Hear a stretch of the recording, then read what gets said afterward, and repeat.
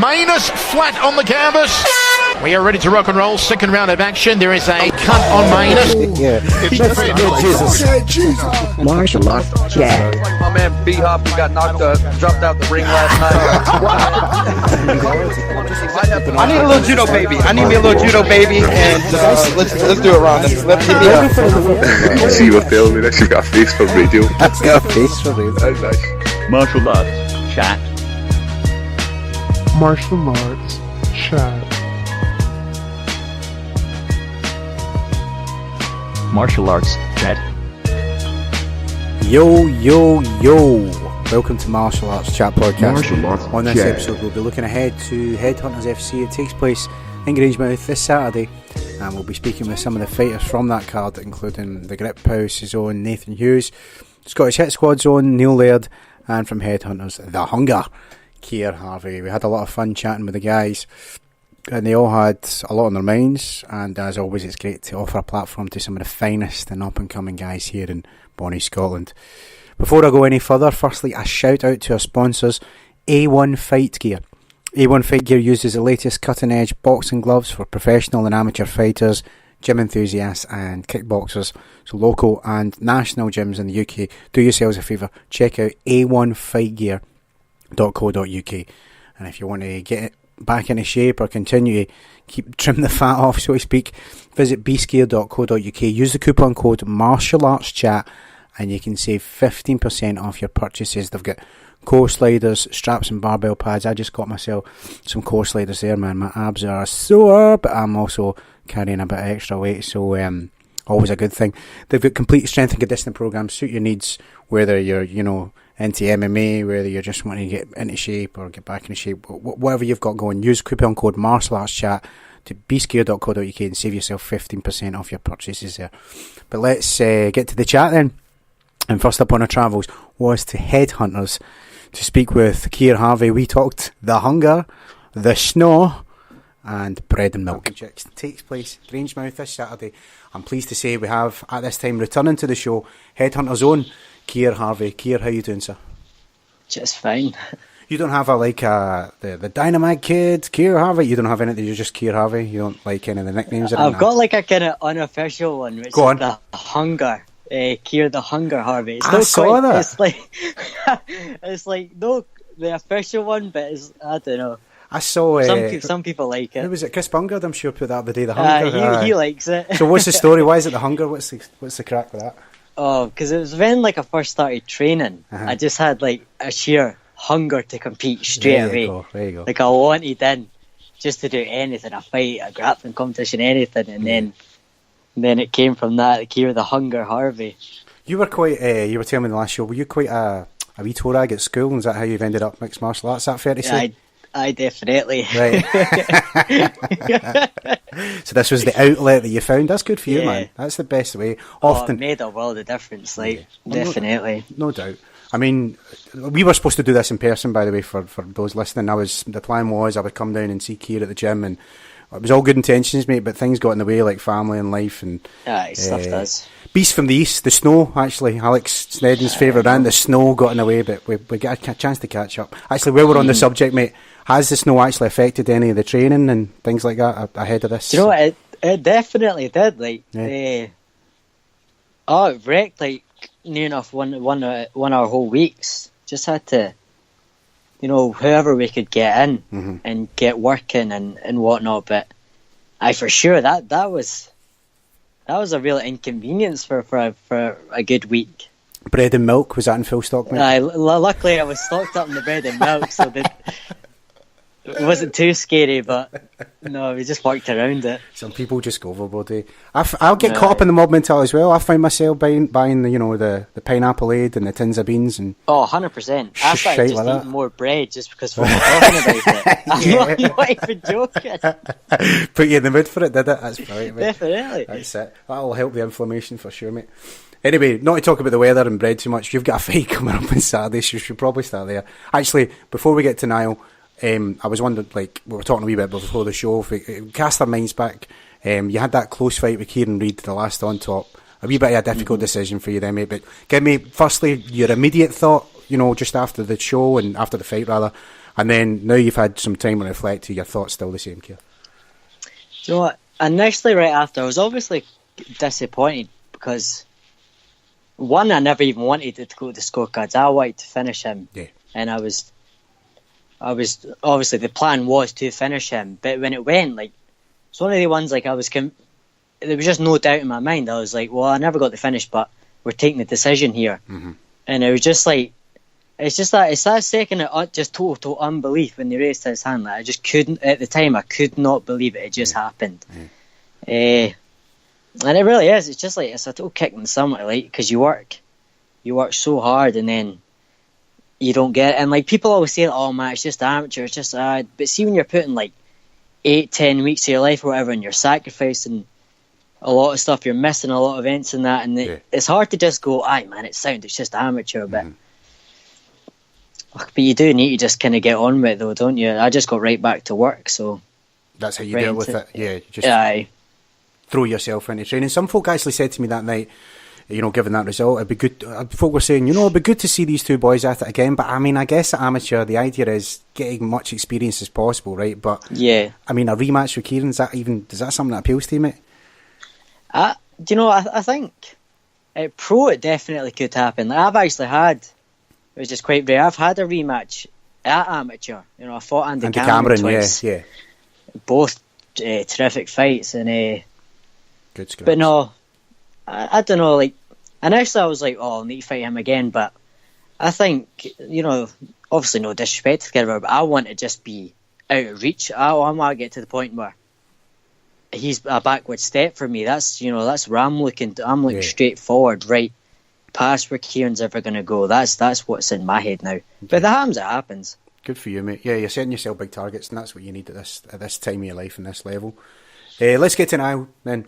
The boy's got a fair bit of experience. I think he's this will be like 16th fight or something for only 19. Obviously, you're a young boy yourself, but first time I set eyes on Niall was only a couple of weeks ago. I saw that they had that last minute change there, and he got in with Liam Thomas. He looked tidy on the ground. I see he's got a few submissions on his record. Any of this come into your thoughts, Keir, or are you just concentrating on what you need to do? I do know a bit about him because I think we were supposed to fight. I can't remember the 2016 or 17 or whatever, but I think at one point we were matched, right? We were in talks, but he does have a lot of experience for a young guy, like, and I kind of pride myself on that. And he's got more than me, but even like K1 fights and boxing fights and like a grappling competition, I think he's just one of the lads that you'll just jump in, and grab all the experience. Whereas I've just been like the set like MMA fights, but I don't. By the looks, well, I've not even really watched anything this time. Like, I got a wee bit caught up with that with Kieran. We're like watching stuff, trying to plan stuff. I've not really watched anything. I'm just training just doing my stuff. Like, there's not been a second I've stopped and thought, oh, I'll try this on, I'll try this. It's just going and just try and run through them. That's the plan, like. That's the game plan. Run through them inside one round. That's as positive as it gets, mate. That's good to hear. And a lot of people do kind of say, I no disrespect, mate, but at the level it's at amateur, how much are you going to, get from looking at footage? Probably best just to concentrate on yourself. But I don't know, do you have a philosophy on that in general, or is it just... I think, like, unless there's, like, clear differences, like with Kieran Reid, for me, like, he was the best jiu-jitsu guy I ever fought. Yeah. He was taller, longer. Sometimes he fights southpaw, even though he fought orthodox that time. So it was smart to be more prepared that time. But this kid's not much taller. He's an orthodox, and I don't think he's great anywhere. I think I'm going to be better than him everywhere. So there's nothing really to game plan. If you know what I mean, I'm just going to. It's just go in and fight him. Yeah. Pretty much. Yeah, no, well said, mate. And a win over Niall Smith here takes you to 8-4-1. Now that's a nice wee setup for 2018. So what is the plan this year? What's the target? What's the goal going to be for come the end of this year, mate? As of now, it is get the first round finish here against Niall. We're looking at Made for the Cage, June 9th. Because that's a good... It's not too close, it's not too far. Like, it's a good sweet spot. Get me in before the summer. Get another win, another finish there. And then first fight post-summer, it'll be pro debut. That's the plan as of now. Excellent. I hope it all goes well for you, mate. And of course, you're doing all that under the Headhunters banner. remind the listeners what it's like training under the likes of Alex Ned, and I think you've got Roddy Campbell there as well with your grappling. Yeah. What's a typical day like at Headhunters? Tell us all, mate. Well, I think definitely we're being really smart towards like our training now. Whereas like before, I think we just gonna come in, we train hard, whatever. But now it's training hard and smart. Like obviously we've got Alex for the striking, which is just I'd say hands down the best striking coach in Scotland by far for MMA. Mm-hmm. But we've also in the last 6 months or so we've added these like fight team specific sessions. So we're just going, we're in just like technically working on stuff. And for me as well, it's what has really helped me with is I feel like I've always fought kind of down to my opponents. Like there's times that I could have went in and just smashed guys. Mm-hmm. And I've just gotten in like a wee rhythm, and then like I end up losing these like close decisions or whatever. So like it's like isolating things in your game that are holding you back, and then just doing these like fight team sessions to work on them and just push yourself to a different level. Like just training like complete professionals at amateur. And I think that's going to be the difference in the next year or so for us when we're just taking out all these guys at amateur and pro and everything. That's what's going to push us ahead. Definitely, mate. Yeah, it sounds like that's a game plan for. Yeah, like you said, by the time it turns pro, it'll be natural for you. That's awesome, mate. And that's very promising, and I love to hear those wee stories as well. Keir, it's always a pleasure to get your time on the podcast. Just before I let you go, I want to give you the floor here, mate. Any sponsors or associates or anyone you want to give a shout out, mate? The floor is yours. Please do your thing. Obviously, my coaches and my team, nothing without them. Daniel Cassell, Move Freely out in Edinburgh. He's one of my sponsors for physio. Oh my God, need that guy so much. He's like my only kind of real main sponsor at the moment. But just everyone in the team, like anyone who helps my journey, like, and you'll know who you are if you're listening. Good for you, just anyone, like even you. As well, anyone that can just help get our name out there as well. Yeah. No, pleasure's all ours, Kieran. All the best for Saturday, mate. I look forward to seeing you back in the cage, and good luck at Headhunters, buddy. Right, cheers, bye. Cheers to Keir for his time. A tenacious young man. I'm excited for his fight, and you should be too. You really need to check him out. Right, okay, next up was to the Scottish Hit Squad, where we caught up with Neil Laird. I'm pleased to say we have at this time Scottish Hit Squad Zone Neil Laird. Neil, how you doing, mate?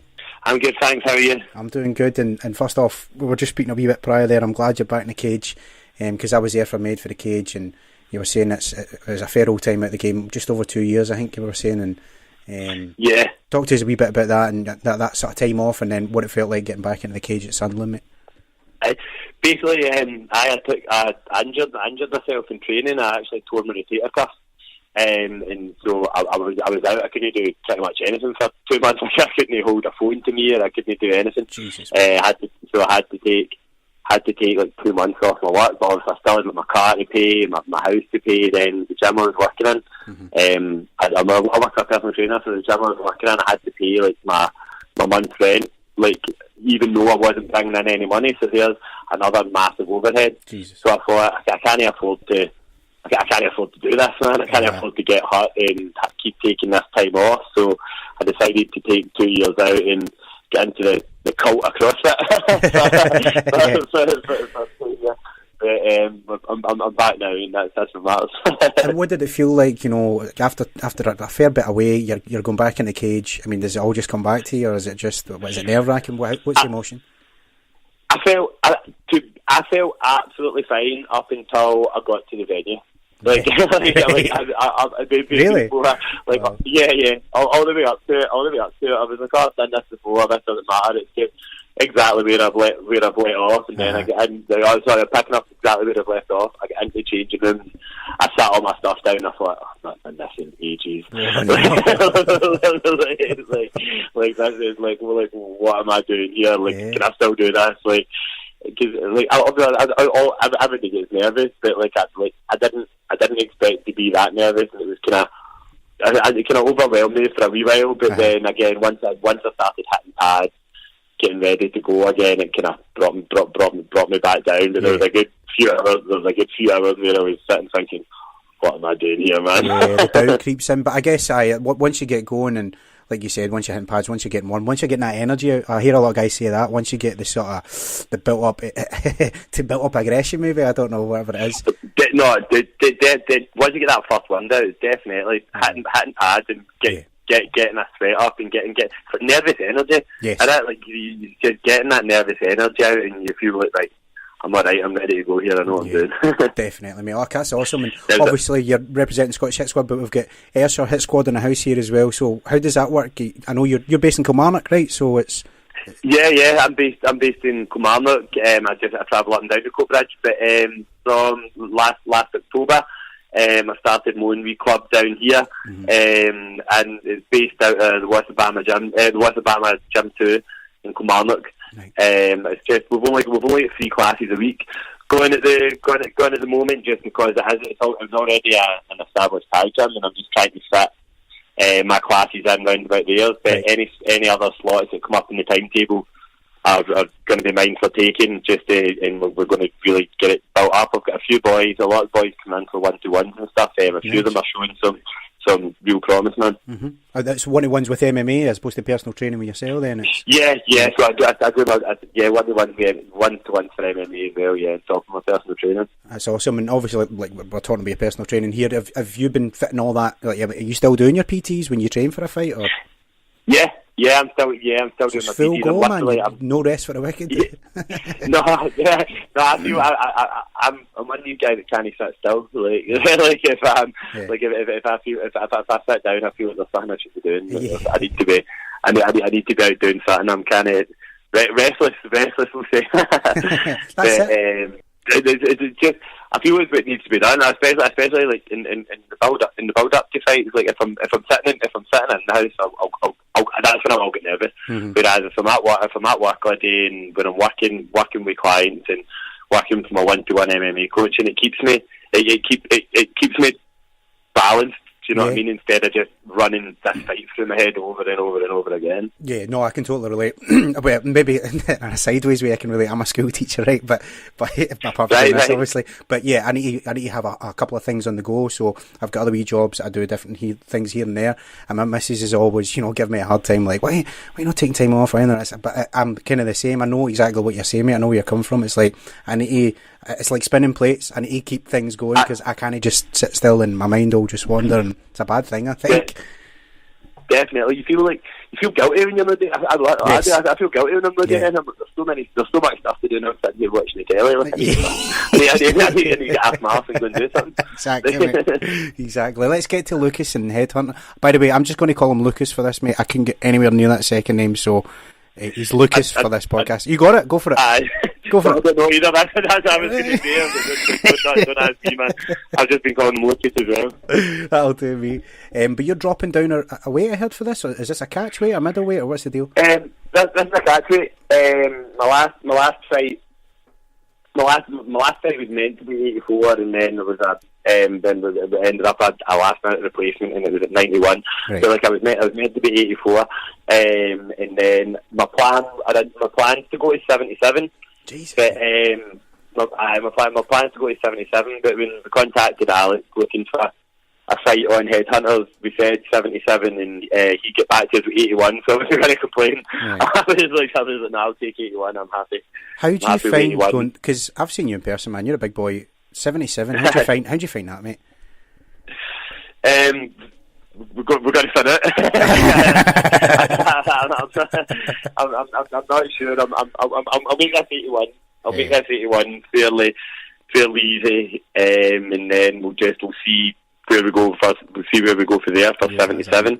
I'm fighting 6 weeks after that in Dodo at 77. Right. So you're using this as a platform to get to 77, I guess. Is that the idea? Yeah.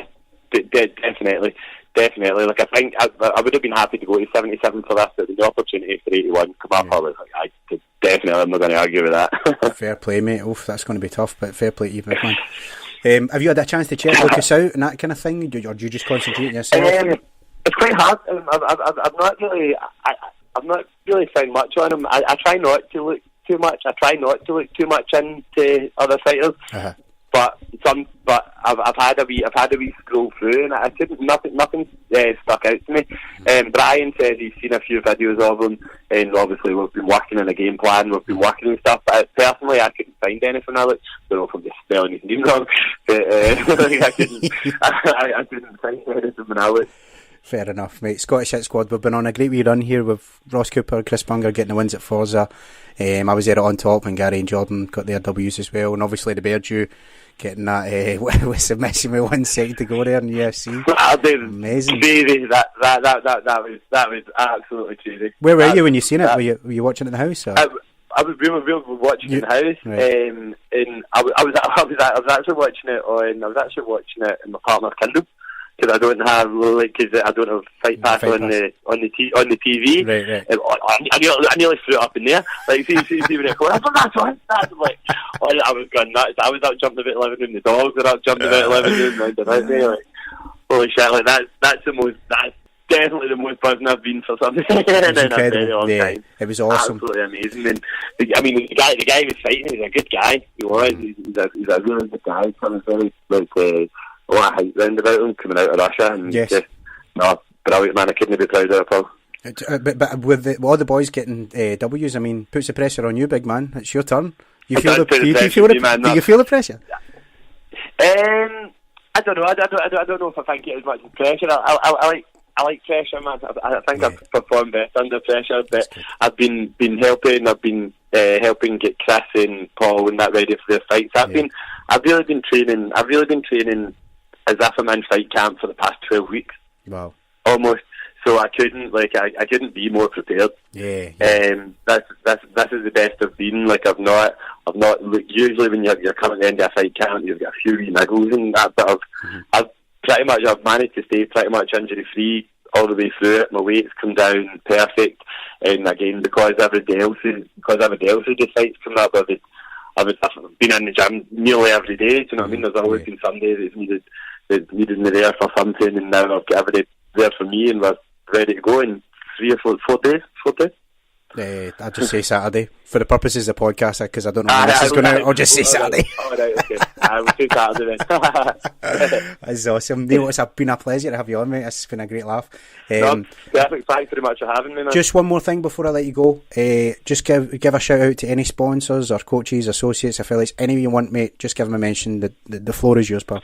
Obviously I shout out to Brian and all the boys at Scottish Hit Squad. I can't thank them enough. Brian, definitely one of the best coaches about just now. He's doing brilliant things every day. We've got some really good amateur boys coming up as well that you've all yet to see. And again, it's not really a sponsor, but my mate Ryan at Fresh Fuel Ayrshire, he gives me my meals in that, helping me get down to 77. There's no way I would be 81 for this one, but there's no way I would be getting down to this weight without Fresh Fuel Ayrshire supplying me with my meals for it. Nice. But and obviously shout out to all the boys that come into my Ayrshire Hit Squad every week, so that I don't have to have a full-time job and have to just train all the time, man. That's it, you're living the dream, Neil. Best of luck at Headhunters, mate, and can't wait to see you do your thing on Saturday, buddy. Perfect, thanks very much. Cheers to Neil, and I'm glad to see he's back in the swing of things after a horrible time out with injuries, as we heard there, so good luck to the big man for Saturday. Well, finally we're off to the Griphouse and we get a catch up with Kid Philly himself, Nathan Hughes. Returning to the show, Kid Philly himself, Nathan Hughes. Nathan, how you doing, buddy? I'm good, mate. How are you? I'm doing grand, man, and it's nice to have you back on. Actually, I don't want to start off by jinxing things, but there's been no pullouts. Things actually seem to be running. I mean, a good the Scottish amateur scene. Holy moly! Like, should have put a lottery ticket on. That's a rare occasion for you, mate. Aye, we're all good. That's awesome, man. That's awesome. Fingers crossed, right? I hope that isn't putting a death nail in it. It's all going to be good. Positive thoughts. That's, I know, fuck. But before we get to Mark, actually, we'll get a wee catch up from our last chat, because you're going into on top against Alex Feld, on the back of several pullouts and chopping and changing and all that shit. It was pretty frustrating for you until that point. You just wanted to get a W over Alex and close out the year and a nice wee finish. Did you get a chance or maybe this doesn't come into your mind, but I'll ask anyway, was it a chance maybe just to get frustration out when you had the fight against Alex, or was it just get the performance, get the W and that kind of thing? If I'm honest, mate, I don't really. I try and like get kind of let my emotions get involved when it comes to fighting, because you know, like, if you go in there and you've got stuff in your mind other than going in and competing and peaking it in that night, then it's always the people going angry to get caught. Yes, aye. Most scenarios anyway. But it was just good. It's not. I think we had a chat and we're like, no pullets this time, and then the opponent pulled it 2 days ago. That's ridiculous. But luckily Alex stepped up and bowled theirs and took the fight. But it was good just getting in there, getting back in the win column, getting that confidence back. Absolutely, mate. And how do you feel you performed? You get a nice decision victory. You're quite pleased with yourself? I was pleased with the decision. Obviously, I'm always happy to get the win, but if I'm honest, it was a bit of a hesitant performance. Right. I would say, like, looking back, and even like immediately after, I knew that I was capable at times of staying them in, and if I had committed myself that small bit more, then I would have been able to finish the fight, I believe. And a lot of people who watched the fight agree with that, and they feel like if I had just took the opportunities when they were there, but it's at the end of the day, like, coming off a loss, you don't want to get a bit too ahead of yourself and slip up on a small mistake when you can get the rounds in anyway and get your experience and get that win. So of course, I mean that's what it's all about at this level, getting the experience in. Is that what you attribute the sort of hesitancy to, because it's coming off a loss? That was it. To be honest, it was a hesitant scenario, just coming off that loss. Yeah. But you can look back and be like, oh, what if I'd done this and what if I'd done that? But that's what it is. Yeah, you talk to yourself with that kind of mindset. But good, man, I appreciate your honesty as well, mate. Good for you. And after that, was it just rest up and enjoy Christmas, or were you straight back on the mats? Well, what do you call it? I was back on the mats, sparring and stuff. After that, to be honest, like I think it was a week after I was back to sparring. I didn't take much, like, it wasn't like I took some big headshots or that. It's kind of like the standard after a fight, like your legs are a wee bit sore, sore shins, like walking like an idiot down the street. But after a few days rest, that goes away anyway. So it's just about getting back in and getting in some work before Christmas, so you can't guilt trip yourself. Yeah, exactly. And then back on I see you hitting the pads early in January with some outrageously coloured tights. Mate, these leggings are like, I'm trying to describe it for anyone listening. If anyone remembers tie-dye mixed with, like, I don't know, rhubarb and custard or something, what is the story with those? Pink camel. Is Trippy, I guess? Trippy your favourite colour, mate? Aye. That's what that wasn't what I was fully going for, to be honest, mate. Where did you get those bad boys from? Where's that? I purchased it. I thought, to be honest, I have no idea. I think I got them online. Very good, very good. That's your favourite, I bet. There's some trippy colours, mate, but I fair enjoyed that. That tickled me, man. That was good. I wish I had an excuse. You should have something prepared. There's no really justification for it. To be honest, man, I've seen worse. I already worry about it. But you had your birthday. We were just saying prior to the show there. Birthday in February. So you had a lot of celebrations going on. A wee bit of Christmas, wee bit of celebrating your W. Good times. I enjoyed my Christmas and stuff. Went to the Jerry Cinnamon concert before Christmas as well, which was brilliant. Nice. Managed to get tickets like that, which is gold dust. But after Christmas, to be honest, like I said, I wasn't really my birthday. I didn't really get to celebrate it that much. Like, not that I grudge it, but it was went for a wee meal and that. Yeah. But obviously can't drink. But that's what it is. It's like your 19th birthday. It's not exactly a big one, is it? I don't know, man. When I was 19, I was doing the wild thing, so but that was like. I would tell my ma that as a guilt trip. Yeah, you told me shit. It's not really a big one, so it's better for us neither. That's hilarious, man. Well, let's get down to business then with Mark Ewan. I mean, when I think of Headhunters guy, I think of like striking, probably a beast in the feet. You get someone like Alex Snedden at the helm there.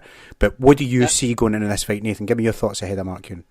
Ahead of Mark Ewan, I like Mark. I think he's a sound enough boy, a decent fighter, but nothing that I've not dealt with before. at all by any means. I've took the fight camp the same way I would take any other fight camp, and I'm ready to go in there and cause the upset in front of that home crowd that I'm sure is looking forward to getting a win against. That's it, mate. And training at the Griphouse, obviously, Dean Riley's building a wee amateur army here, it seems. Talk to me, Nathan. What's it like training under Dean? How do you feel you're growing and things like that as a mixed martial artist?